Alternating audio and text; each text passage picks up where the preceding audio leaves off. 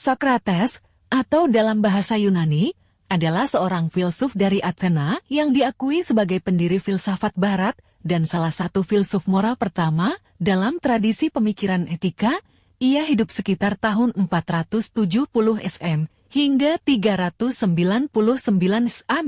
Meskipun Sokrates sendiri tidak pernah menulis, ia digambarkan dalam percakapan oleh sekelompok kecil pengagumnya, terutama oleh Plato dan Xenophon. Dalam karya-karya ini, Sokrates digambarkan sebagai seorang pria yang memiliki wawasan, integritas, penguasaan diri, dan keterampilan berargumen yang luar biasa. Pengaruh hidupnya semakin besar karena bagaimana hidupnya berakhir. Pada usia 70 tahun, ia diadili atas tuduhan ketidakberagamaan dan dijatuhi hukuman mati dengan racun, kemungkinan menggunakan racun cicita oleh juri warga negaranya sendiri. Apologi Plato menggambarkan pidato yang Sokrates sampaikan dalam pembelaannya sebagai tanggapan atas tuduhan yang diajukan terhadapnya.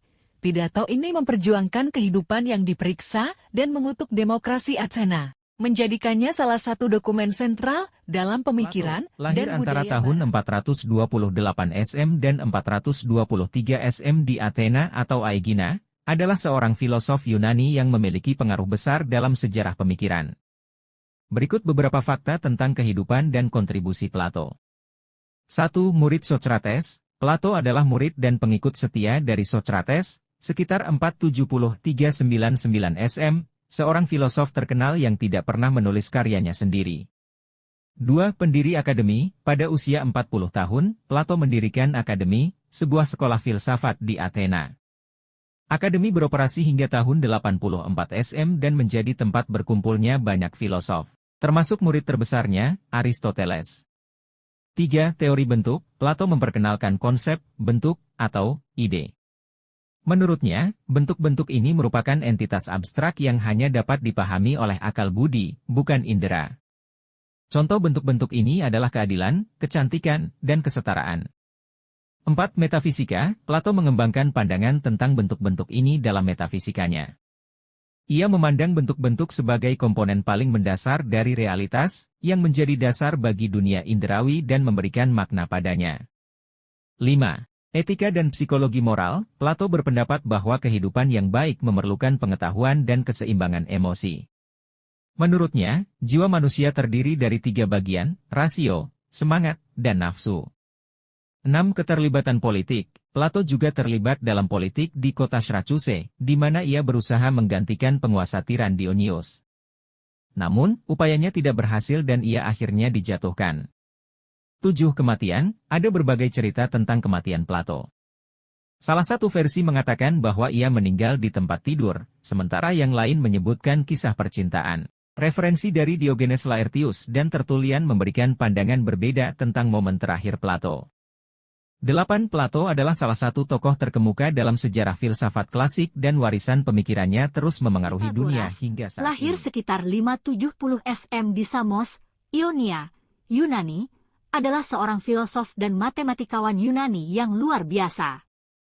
Pengaruhnya melampaui masa hidupnya, membentuk pemikiran Plato dan Aristoteles, serta berkontribusi secara signifikan pada perkembangan matematika dan filsafat rasional Barat. Berikut beberapa poin kunci tentang Pitagoras. 1. Persaudaraan Pitagoras. Pitagoras mendirikan Persaudaraan Pitagoras, sebuah kelompok yang menggabungkan unsur-unsur agama dan filsafat. Meskipun bersifat religius, prinsip-prinsip mereka memiliki dampak yang berlangsung lama di berbagai bidang. 2. Kehidupan dan perjalanan. Sedikit yang diketahui tentang Pitagoras dari catatan kontemporer. Dia kemungkinan pernah melakukan perjalanan ke Mesir dan Babilonia pada masa mudanya. Sekitar tahun 532 SM, dia beremigrasi ke Italia Selatan, khususnya Kroton, sekarang Crotone, di mana dia mendirikan akademi etikopolitiknya. Kemudian, karena sentimen anti-Pitagoras, dia pindah ke Metapontum, sekarang Metaponto, tempat dia akhirnya meninggal dunia. 3. Kontribusi. Signifikansi fungsional angka. Pitagoras diakui sebagai tokoh yang memperkenalkan teori bahwa angka memiliki signifikansi fungsional dalam dunia objektif dan dalam musik. inkomensurabilitas dan teorema Pythagoras. Meskipun dia mungkin tidak menulis buku sendiri, Pythagoras dikaitkan dengan konsep inkomensurabilitas antara sisi dan diagonal suatu persegi. Terkenal dengan teorema Pythagoras untuk segitiga siku-siku, meskipun teorema ini lebih lanjut dikembangkan oleh sekolah Pythagoras. 4. Warisan. Banyak dari tradisi intelektual Pythagoras lebih condong pada kebijaksanaan mistis daripada karya ilmiah. Ajarannya menekankan konsep seperti ketidakmatian jiwa, perilaku yang baik, dan pentingnya angka dalam memahami realitas. Secara ringkas, warisan Pythagoras melampaui matematika, karena dia meninggalkan jejak yang tak terhapuskan pada filsafat dan pemikiran Aristoteles, di Yunani. yang juga dikenal dengan nama Aristoteles dalam bahasa Yunani, Aristoteles, adalah seorang filosof dan polimat dari Yunani kuno. Dalam kebudayaannya, Aristoteles membebaskan pendikian di berbagai bidang seperti ilmu alam, filsafat, linguistik, ekonomi, politik, psikologi, dan seni. Di bawah adalah beberapa aspek penting dari kehidupannya dan kontribusi, kelahiran, dan latar belakang. Aristoteles lahir di kota Stagira, Yunani kuno, pada masa periode klasik.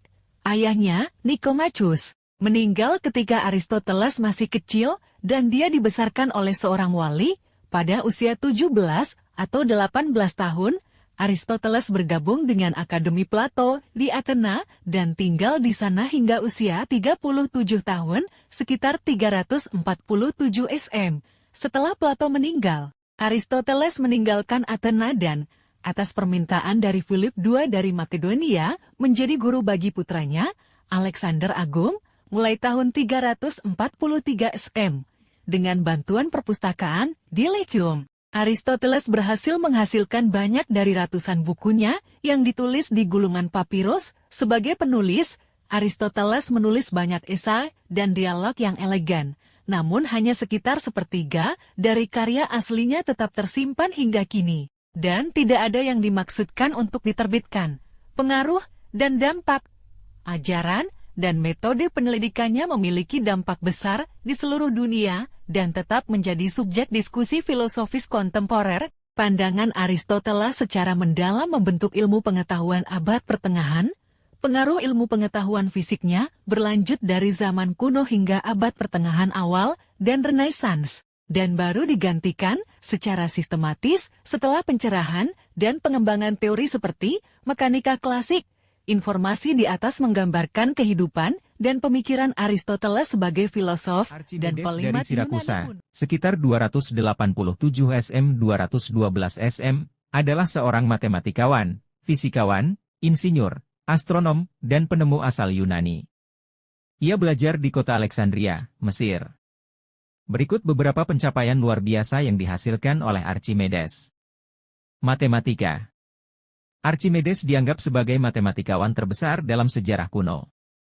Ia mengantisipasi konsep modern seperti kalkulus dan analisis dengan menerapkan gagasan tentang tak hingga kecil dan metode kelelahan untuk menghasilkan dan membuktikan berbagai teorema geometri. Pencapaian matematika Archimedes meliputi penentuan luas lingkaran, penemuan metode untuk menghitung volume benda tak beraturan dengan menggunakan prinsip air yang tergusur saat benda dicelupkan ke dalam air, dikenal sebagai hukum Archimedes.